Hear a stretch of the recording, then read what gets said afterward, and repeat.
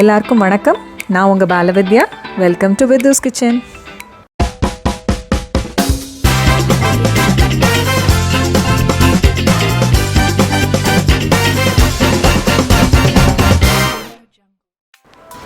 இன்றைக்கி நம்ம கிச்சனில் ஒரு சிம்பிளான ஹெல்த்தியான துவையல் தான் பண்ண போகிறோம். கொடியில் வளர்கிற காய்கறிகளில் பொதுவாகவே நிறைய சத்துக்கள் இருக்குதுன்னு சொல்லுவாங்க. அப்படி கொடியில் வளரக்கூடிய ஒரு காய் தான் பீர்க்கங்காய். இங்கிலீஷில் ரிச் கார்ட்னு சொல்லுவாங்க. அந்த பீர்க்கங்காயோட தோலை வச்சு தான் இன்றைக்கி ஒரு துவையல் செய்ய போகிறோம். எளிமையாக கிடைக்கக்கூடிய விஷயத்த ஏளனமாக பார்க்குறது வழக்கமாயிடுச்சுல்ல. அப்படித்தான் எத்தனையோ காய்களுக்கு மத்தியில் இந்த பீர்க்கங்காய் நிறைய பேர் வீட்டில் காணாமலே போயிடுச்சு. காயை சாப்பிட்றதே பெரிய விஷயம், இதில் தோலை வேற சமைச்சு சாப்பிட சொல்கிறாளேன்னு நினைக்காதீங்க. இதை சமைச்சிக்கிட்டே இதோட சத்துக்கள் எல்லாம் சொல்கிறேன், கேட்டுட்டு கடைசியாக முடிவு பண்ணுங்கள். ஒரு கடாய் எடுத்துக்கலாம். கடாய் நல்லா சூடானதும் 2 டேபிள் ஸ்பூன் நல்லெண்ணெய் எடுத்துக்கோங்க. அது நல்லா சூடானதும் 2 டீஸ்பூன் உளுத்தம்பருப்பு, கூடவே 2 டீஸ்பூன் கடலைப்பருப்பு நல்லா வறுத்துக்கோங்க. 2 பல்லு பூண்டு, ஒரு துண்டு புளி, 1/4 கப் தேங்காய், துருவுனதாக இருந்தாலும் சரி, சின்ன பொடியாக கட் பண்ணதாக இருந்தாலும் சரி, 3 மிளகாய் வத்தல், 2 கொத்து கருவேப்பிலை நல்ல செவக்க வறுத்துக்கோங்க. எழசா 2 மீடியம் சைஸ் பீர்க்கங்காவை தோலை சீவி கழுவி எடுத்து வச்சுருக்கேன். கிட்டத்தட்ட 1 கப் வரும். அதை இப்போ இதோடு சேர்த்துக்கலாம். தோல் நல்லா சுருங்கி வர்ற வரைக்கும் வதக்கணும். மூடிலாம் வைக்க வேண்டாம். மூடி வச்சிங்கன்னா அந்த பச்சை கலர் மாறிடும். துவையல் நல்ல பச்சை பசேல்னு இருந்தால் தான் பார்க்குறதுக்கும் சாப்பிட்றதுக்கும் ஆசையாக இருக்கும். அதனால் தட்டு போட்டு மூடிடாதீங்க. அப்படியே வதக்குங்க. சிம்மில் வச்சு நல்லா வதங்குற வரைக்கும் வதக்கிக்கிட்டே இருங்க.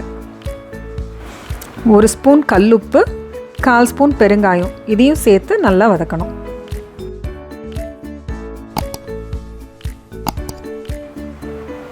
நல்லா வதங்கிருச்சு. இப்போ அதை ஒரு தட்டில் மாற்றி ஆற வச்சிடலாம்.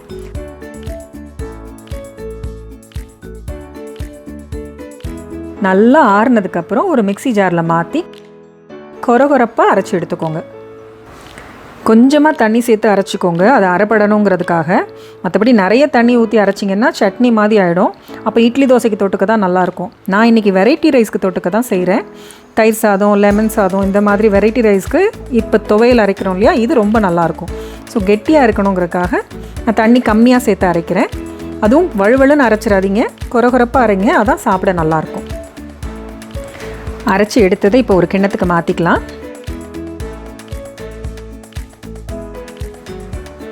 ஒரு கடாயில் 1 ஸ்பூன் தேங்காய் எண்ணெய் ஊற்றி கொஞ்சம் கடுகு, கொஞ்சம் உளுத்தம்பருப்பு போட்டு தாளித்து இதோடு சேர்த்துக்கிறேன். இது கட்டாயம் கிடையாது, இது ஒரு வாசனைக்காக தான் சேர்த்துருக்கேன். தாளிப்பு இல்லாமலேயே இந்த துவையல் ரொம்ப நல்லாயிருக்கும். ஐயோடா, இடையிடையே சத்துக்களை சொல்கிறேன்னு சொன்னேன், மறந்துட்டேன் பார்த்தீங்களா. சரி, இப்போ முக்கியமான சத்துக்களை மட்டும் கொஞ்சம் ஃபாஸ்ட்டாக சொல்லிடுறேன், கேட்டுக்கோங்க. நீர்ச்சத்தும் நார்ச்சத்தும் நிறைய இருக்குது இதில். ஸ்கின் டிஷ்யூவை ஹெல்த்தியாக வச்சுருக்கோம். நம்ம பிளட்டை ப்யூரிஃபை பண்ணி தரோம். விட்டமின் ஏவும் விட்டமின் சியும் நிறைய இருக்கிறதுனால க்ரீன் டீயை விட பெஸ்ட்டு ஆன்டி ஆக்சிடென்ட் இது. பேசாமல் இந்த பீர்க்கங்காயை தோலோடு சேர்த்து அரைச்சி ஒரு 50 ml 15 நாளைக்கு காலையில் வெறும் வயிற்றில் குடிச்சு பாருங்களேன். மங்கலான கண் பார்வை கூட தெளிவாக தெரியும். ஏன்னா கண் பார்வைக்கு தேவையான பீட்டா கேரோட்டின்கிற உயிர் சத்து இதில் நிறைய இருக்குது. இன்னும் நிறைய சத்துக்கள் இருக்குது, சொல்லிக்கிட்டே போகலாம். ஆனால் இப்போது இந்த துவையலை எப்படி இருக்குன்னு நீங்கள் செஞ்சு பார்த்துட்டு எனக்கு கமெண்ட்டில் சொல்லுங்கள். பிடிச்சிருந்தால் லைக் பண்ணி, ஷேர் பண்ணி, சப்ஸ்கிரைப் பண்ணிவிடுங்க.